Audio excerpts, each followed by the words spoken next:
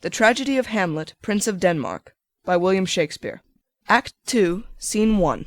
A room in Polonius's house. Enter Polonius and Reynaldo. Give him this money and these notes, Reynaldo. I will, my lord.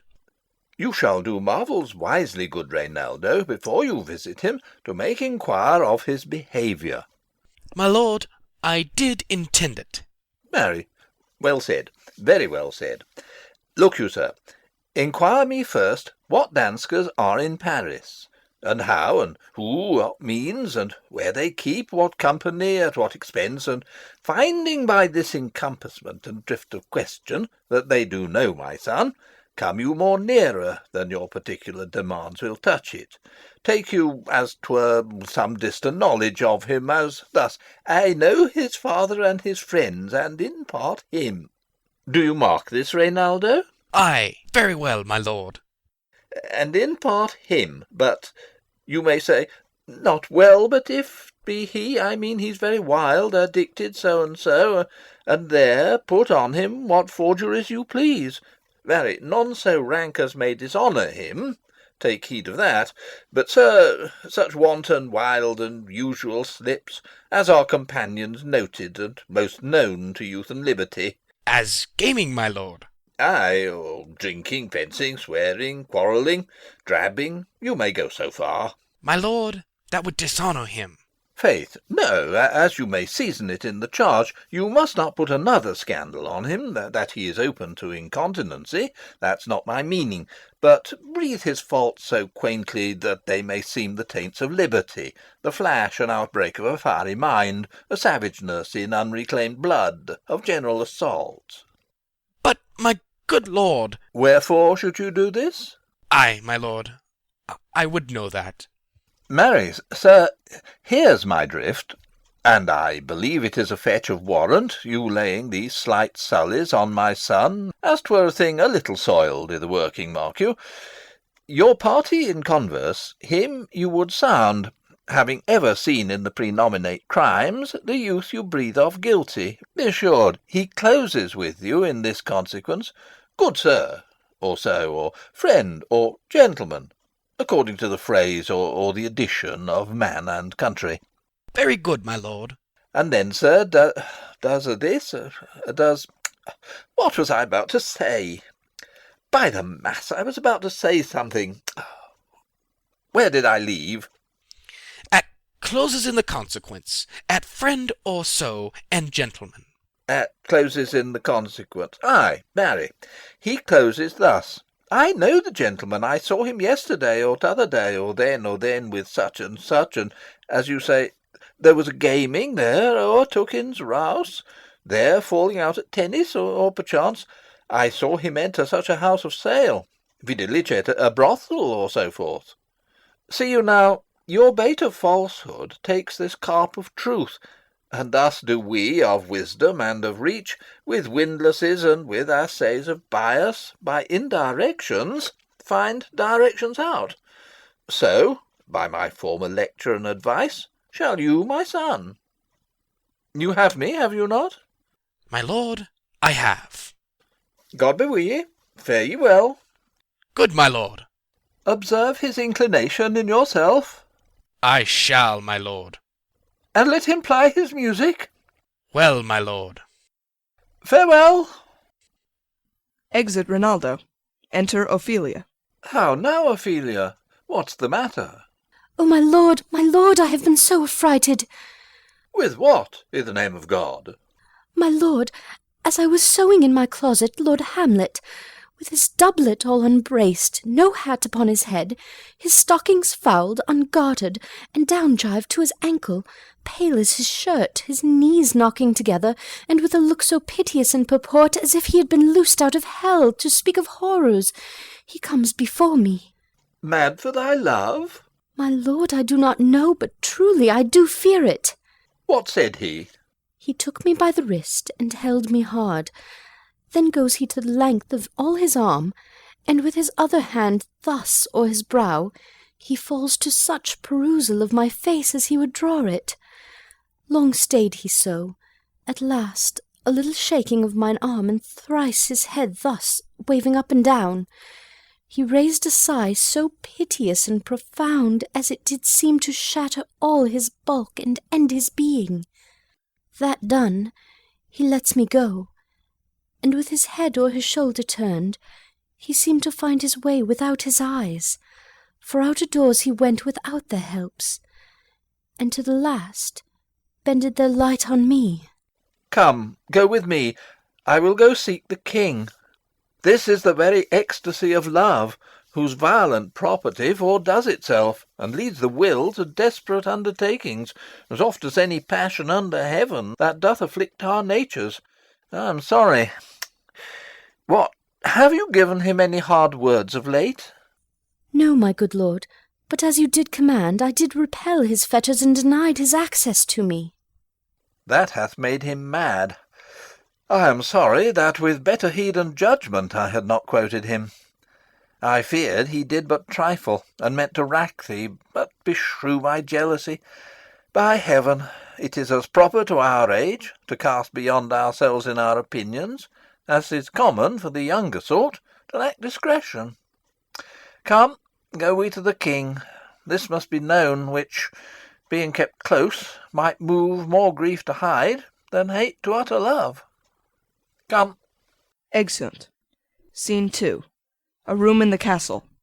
Enter King Claudius, Queen Gertrude, Rosencrantz, Guildenstern, and attendants. Welcome, dear Rosencrantz and Guildenstern. Moreover, that we much did long to see you, the need we have to use you did provoke our hasty sending. Something have you heard of Hamlet's transformation, so call it? Sith nor the exterior nor the inward man resembles that it was. What it should be, more than his father's death, that thus hath put him so much from the understanding of himself, I cannot dream of. I entreat you both, that being of so young days brought up with him, and sith so neighboured to his youth and haviour, that you vouchsafe your rest here in our court some little time, so by your companies to draw him on to pleasures, and to gather, so much as from occasion you may glean, whether aught, to us unknown, afflicts him thus, that opened lies within our remedy. Good gentlemen, he hath much talked of you, and sure I am 2 men there are not living to whom he more adheres. If it will please you to show us so much gentry and goodwill as to expend your time with us a while, for the supply and profit of our hope, your visitation shall receive such thanks as befits a king's remembrance. Both your majesties might, by the sovereign power you have of us, put your dread pleasures more into command than to entreaty. We both obey, and here give up ourselves in the full bent to lay our service freely at your feet, to be commanded. Thanks, Rosencrantz, and gentle Guildenstern. Thanks, Guildenstern and gentle Rosencrantz, and I beseech you instantly to visit my too much changed son. Go, some of you, and bring these gentlemen where Hamlet is. Heavens make our presence and our practices pleasant and helpful to him. Aye, amen. Exeunt Rosencrantz, Guildenstern, and some attendants. Enter Polonius. The ambassadors from Norway, my good lord, are joyfully returned. Thou still hast been the father of good news. Have I, my lord? Assure you, my good liege, I hold my duty as I hold my soul, both to my God and to my gracious king. And I do think, or else this brain of mine hunts not the trail of policy so sure as it hath used to do, that I have found the very cause of Hamlet's lunacy. Oh, speak of that. That do I long to hear. Give first admittance to the ambassadors. My news shall be the fruit to that great feast. Thyself do grace to them, and bring them in. Exit Polonius. He tells me, my dear Gertrude, he hath found the head and source of all your son's distemper. I doubt it is no other but the main, his father's death, and our o'er hasty marriage. Well, we shall sift him. Re-enter Polonius, with Voltimand and Cornelius. Welcome, my good friends. Say, Voltimand, what from our brother Norway? Most fair return of greetings and desires. Upon our first, he sent out to suppress his nephew's levies, which to him appeared to be a preparation against the Pollock. But better looked into, he truly found it was against your highness, whereat grieved, that so his sickness, age, and impotence was falsely borne in hand, sends out arrests on Fortinbras, which he, in brief, obeys, receives rebuke from Norway, and in fine makes vow before his uncle nevermore to give the essay of arms against your majesty, whereon old Norway, overcome with joy, gives him 3,000 crowns in annual fee, and his commission to employ these soldiers, so levied as before, against the Pollock, with an entreaty, herein further shown. Giving a paper. That it might please you to give quiet pass through your dominions for this enterprise, on such regards of safety and allowance as therein are set down. It likes us well, and at our more considered time well read. Answer and think upon this business. Meantime we thank you for your well-took labour. Go to your rest, at night we'll feast together. Most welcome home. Exeunt Voltimand and Cornelius. This business is well ended. My liege and madam to expostulate, what majesty should be, what duty is, why day is day, night is night, and time is time, were nothing but to waste night, day, and time. Therefore, since brevity is the soul of wit, and tediousness the limbs and outward flourishes, I will be brief. Your noble son is mad. Mad call I it, for, to define true madness, what is't but to be nothing else but mad? But let that go. More matter with less art. Madam, I swear I use no art at all. That he is mad, 'tis true. 'Tis true, 'tis pity, and pity 'tis true. A foolish figure, but farewell it, for I will use no art. Mad, let us grant him then. And now remains that we find out the cause of this effect, or rather say the cause of this defect.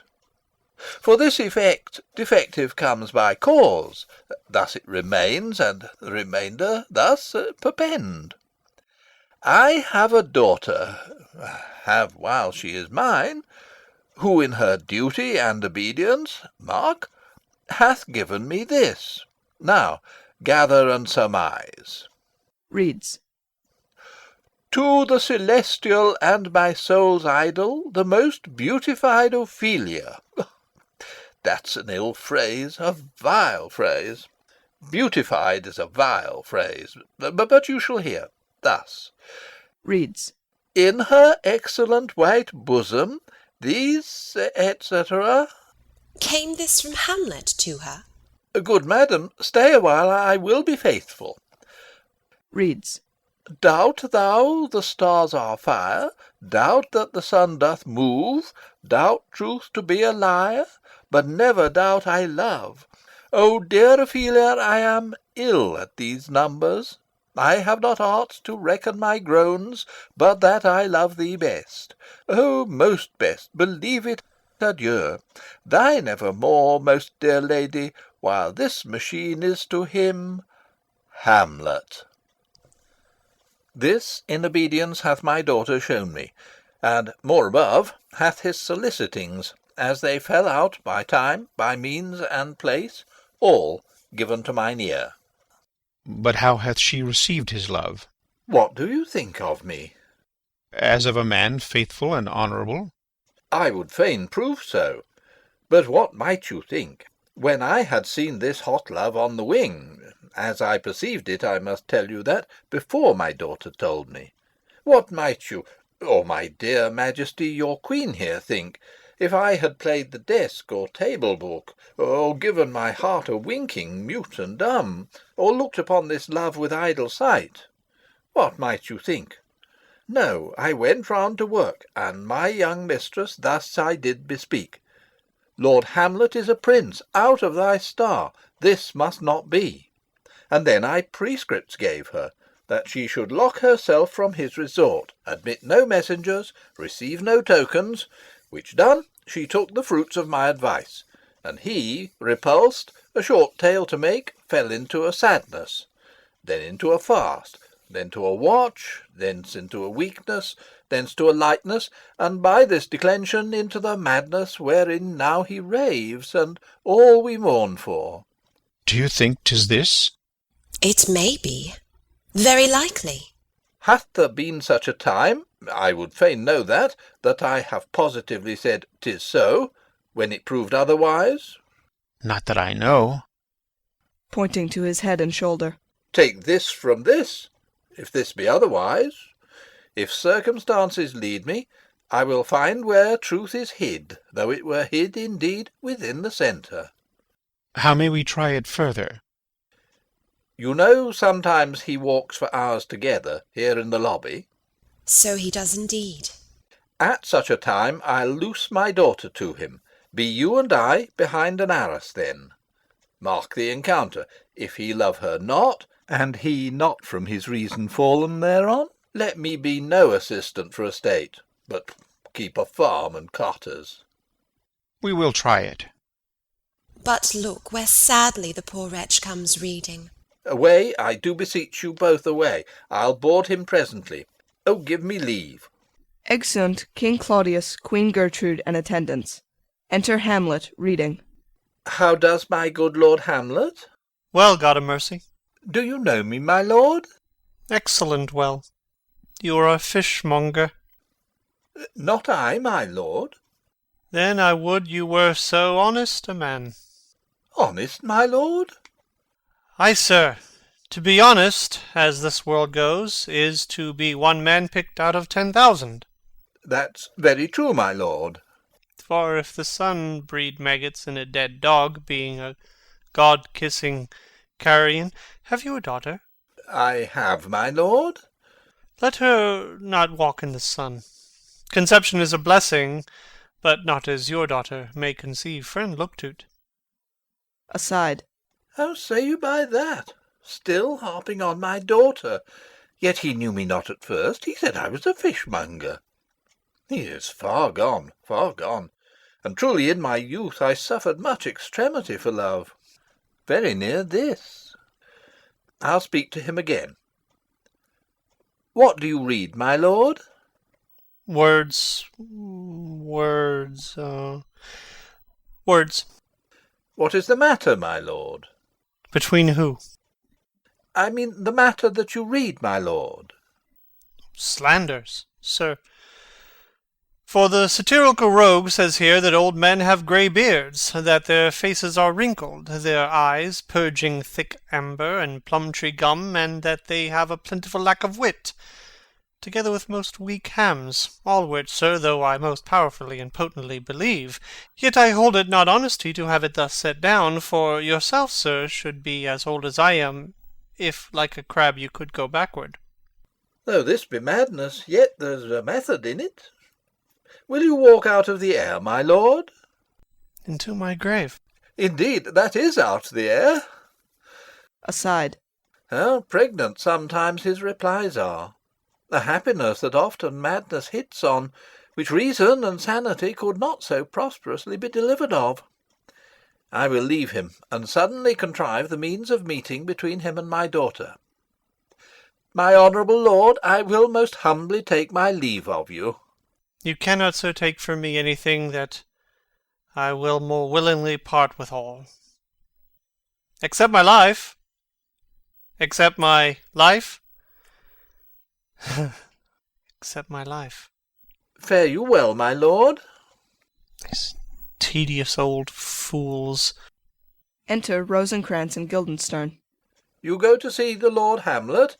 There he is. To Polonius. God save you, sir. Exit Polonius. My honoured lord. My most dear lord. My excellent good friends. How dost thou, Guildenstern? Ah, Rosencrantz. Good lads, how do you both? As the indifferent children of the earth. Happy in that we are not over-happy. On Fortune's cap we are not the very button. Nor the soles of her shoe. Neither, my lord. Then you live about her waist, or in the middle of her favours? Faith, her privates we. In the secret parts of fortune.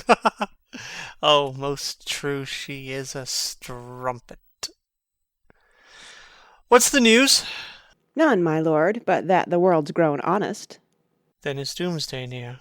But your news is not true. Let me question you more in particular. What have you, my good friends, deserved at the hands of fortune that she sends you to prison hither. Prison, my lord? Denmark's a prison. Then is the world one. A goodly one, in which there are many confines, wards, and dungeons, Denmark being one of the worst. We think not so, my lord. Why then 'tis none to you, for there is nothing either good or bad, but thinking makes it so. To me it is a prison. Why then your ambition makes it one. 'Tis too narrow for your mind. Oh God, I could be bounded in a nutshell and count myself a king of infinite space, were it not that I have bad dreams. Which dreams indeed are ambition, for the very substance of the ambitious is merely the shadow of a dream. A dream itself is but a shadow. Truly, and I hold ambition of so airy and light a quality, that it is but a shadow's shadow. Then are our beggars' bodies, and our monarchs and outstretched heroes the beggars' shadows. Shall we to the court? For by my fay I cannot reason. We'll wait upon you. No such matter. I will not sort you with the rest of my servants, for to speak to you like an honest man, I am most dreadfully attended. But in the beaten way of friendship, what make you at Elsinore? To visit you, my lord. No other occasion. Beggar that I am even poor in thanks. But I thank you. And sure, dear friends, my thanks are too dear a halfpenny. Were you not sent for? Is it your own inclining? Is it a free visitation? Come, deal justly with me. Come, nay, speak. What should we say, my lord? Why, anything but to the purpose. You were sent for. And there is a kind of confession in your looks which your modesties have not craft enough to colour. I know the good king and queen have sent for you. To what end, my lord? That you must teach me.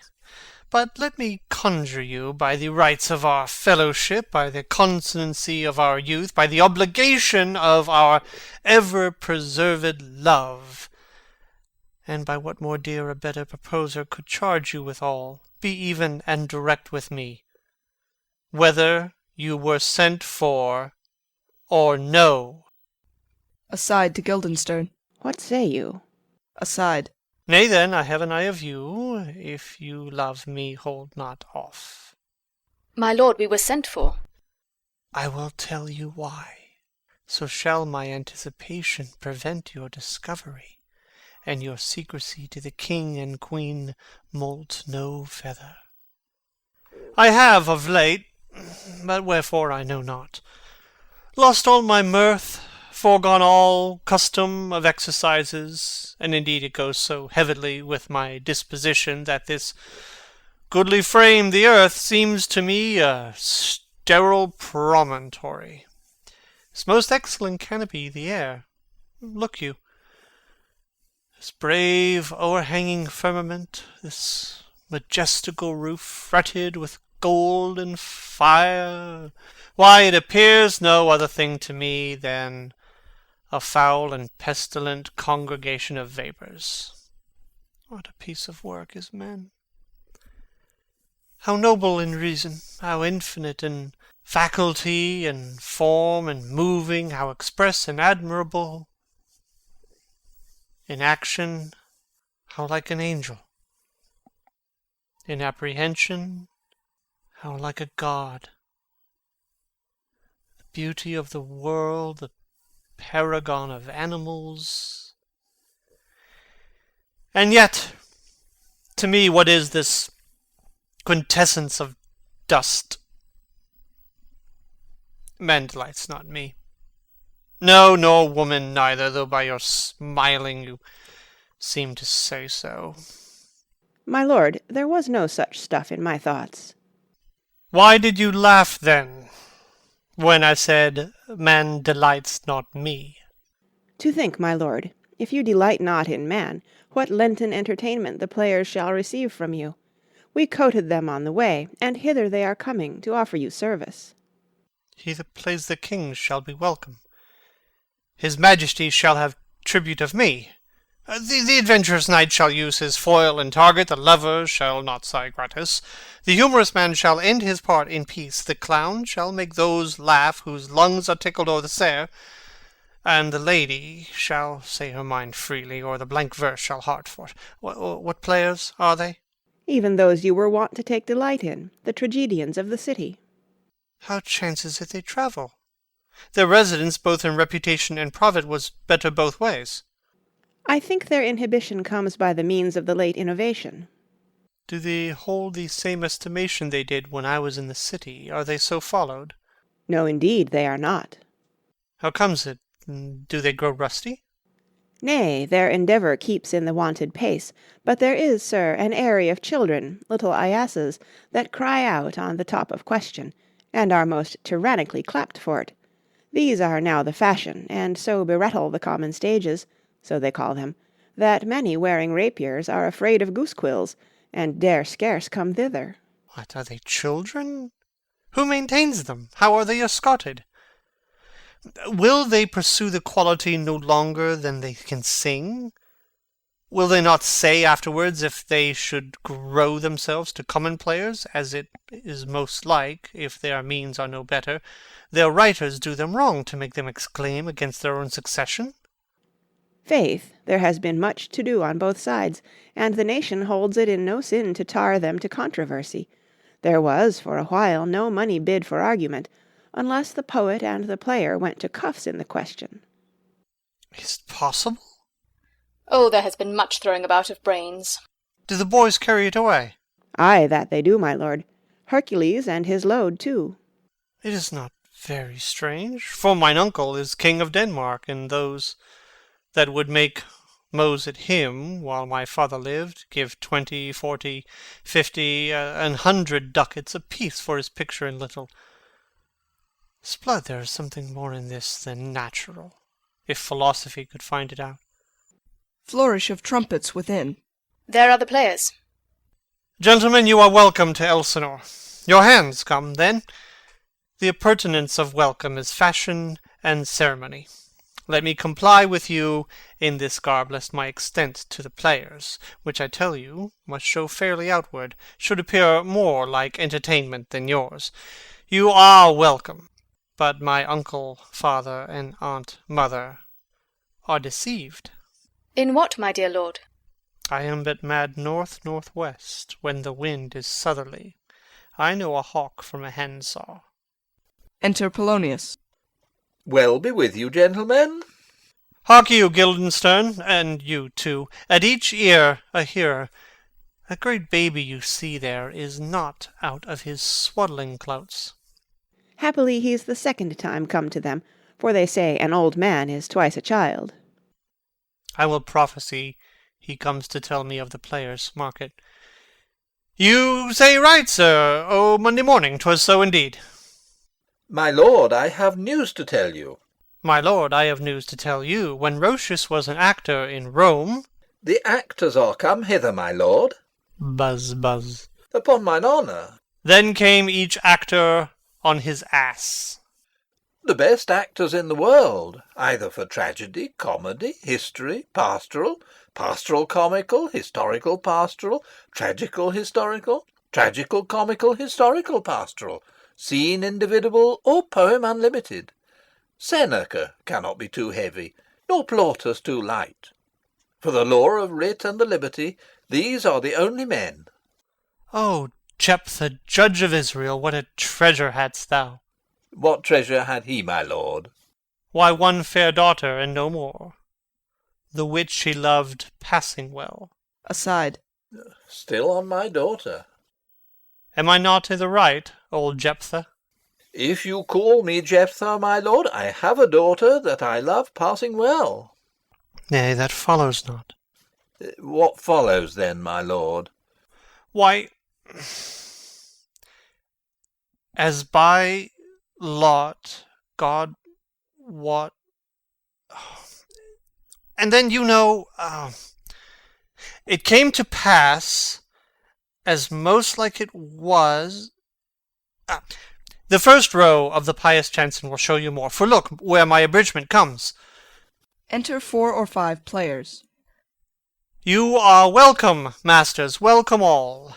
I am glad to see thee well. Welcome, good friends. Oh, my old friend.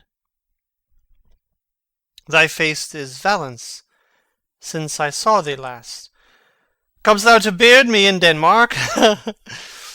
What, my young lady and mistress? By your lady, your ladyship is nearer to heaven than when I saw you last, by the altitude of a chopin. Pray God your voice, like a piece of uncurrent gold, be not cracked within the ring. Masters, you are welcome all. We'll e'en to it, like French falconers, fly at anything we see. We'll have a speech straight. Come, give us a taste of your quality. Come, a passionate speech. What speech, my lord? I heard thee speak a speech once, but it was never acted, or if it was, not above once. For the play, I remember, pleased not the million. 'Twas caviar to the general. But it was, as I received it, and others whose judgment in such matters cried in the top of mine, an excellent play, well digested in scenes, set down with as much modesty as cunning. I remember one said there were no salads in the lines to make the matter savoury, nor no matter in the phrase that might indict the author of affectation, but called it an honest method, as wholesome as sweet, and by very much more handsome than fine. One speech in it I chiefly loved. 'Twas Aeneas' tale to Dido, and thereabout of it, especially where he speaks of Priam's slaughter. If it live in your memory, begin at this line. Let me see. The rugged Pyrrhus, like the Hyrcanian beast. No, it is not so. It begins with Pyrrhus. The rugged Pyrrhus, he whose sable's arms, black as his purpose, did the night resemble where he lay couched in the ominous horse, hath now this dread and black complexion smeared with heraldry more dismal, head to foot. Now is he total gulls, horridly tricked with blood of fathers, mothers, daughters, sons, baked and impasted with the parching streets, that lend a tyrannous and damned light to the Lord's murder, roasted in wrath and fire, and thus o'ersighs with coagulate gore, with eyes like carbuncles, the hellish Pyrrhus, old grandsire Priam, speaks. So proceed you. 'Fore God, my lord, well spoken, and with good accent and good discretion. Anon he finds him, striking 2 short at Greeks, his antique sword, rebellious to his arm, lies where it falls. Repugnant to command, unequalled matched, Pyrrhus at Priam drives, in rage strikes wide, but with a whiff and wind of his fell sword the unnerved father falls. Then senseless Ilium, seeming to feel this blow, with flaming top stoops to his base, and with a hideous crash takes prisoner Pyrrhus' ear. For lo, his sword, which was declining on the milky head of reverend Priam, seemed to the air to stick. So as a painted tyrant Pyrrhus stood, and like a neutral to his will and matter did nothing. But as we often see, against some storm, a silence in the heavens, the rack stands still, the bold winds speechless, and the orb below as hush as death. Anon the dreadful thunder doth rend the region. So after Pyrrhus' pause, aroused vengeance sets him new a work. And never did the Cyclops' hammers fall on Mars' armour forged for proof eterne, with less remorse than Pyrrhus' bleeding sword now falls on Priam. Out, out, thou strumpet Fortune! All you gods in general synod take away her power, break all the spokes and fellies from her wheel, and bowl the round nave down the hill of heaven as low as to the fiends. This is too long. It shall to the barbers with your beard. Prithee, say on. He's for a jig or a tale of bawdry, or he sleeps. Say on, come to Hecuba.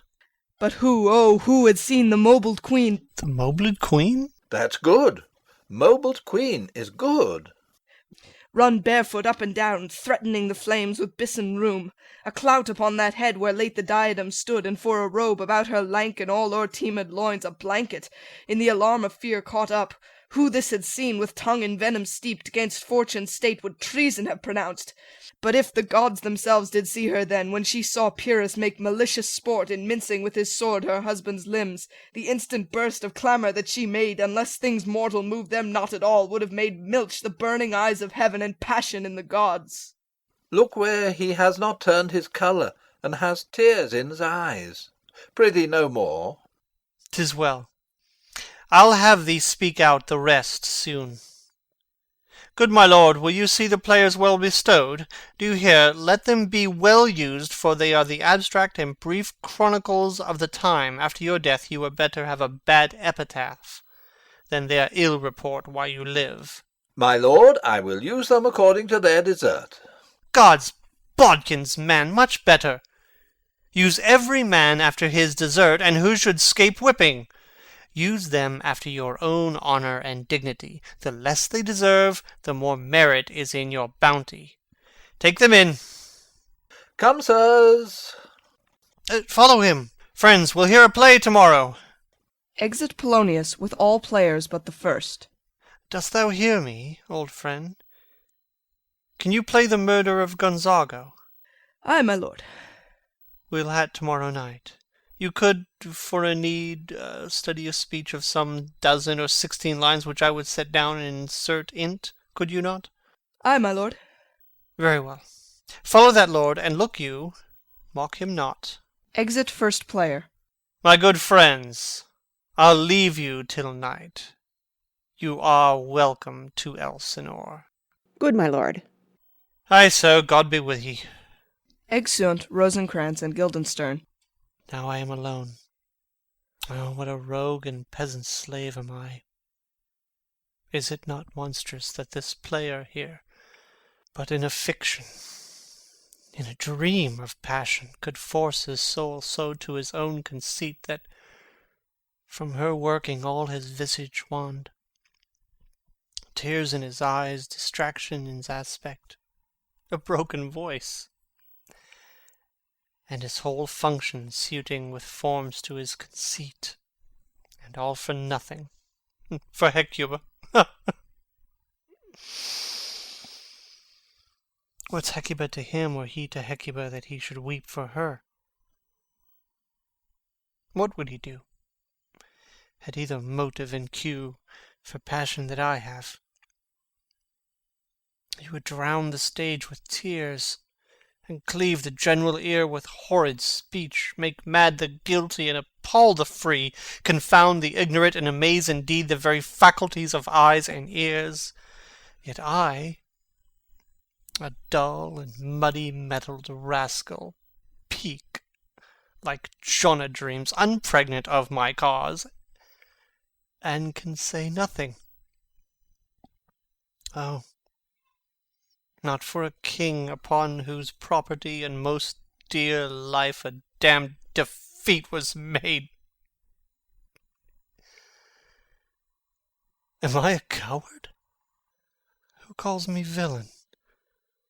Breaks my pate across, plucks off my beard and blows it in my face, tweaks me by the nose, gives me the lie, the throat as deep as to the lungs. Who does me this? Ha!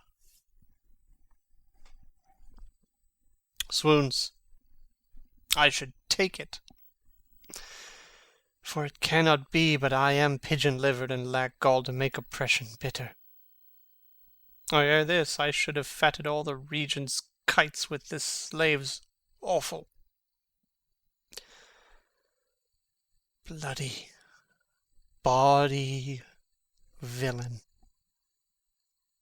Remorseless, treacherous, lecherous, kindless villain of vengeance! Oh, what an ass am I! This is most brave. That I, the son of a dear father, murdered, prompted to my revenge by heaven and hell, must, like a whore, unpack my heart with words and fall a cursing like a very drab scullion. Fie upon't, foe. about my brain. I have heard that guilty creatures sitting at a play have by the very cunning of the scene been struck so to the soul that presently they have proclaimed their malefactions. For murder, though it have no tongue, will speak with most miraculous organ. I'll have these players play something like the murder of my father before mine uncle. I'll observe his looks.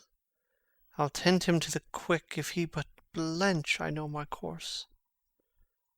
A spirit that I have seen may be the devil, and the devil hath power to assume a pleasing shape, yea, and perhaps out of my weakness and my melancholy, as he is very potent with such spirits, abuses me to damn me. Oh, I'll have grounds more relative than this. The place, the thing wherein I'll catch the conscience of the king. Exit. End of Act 2.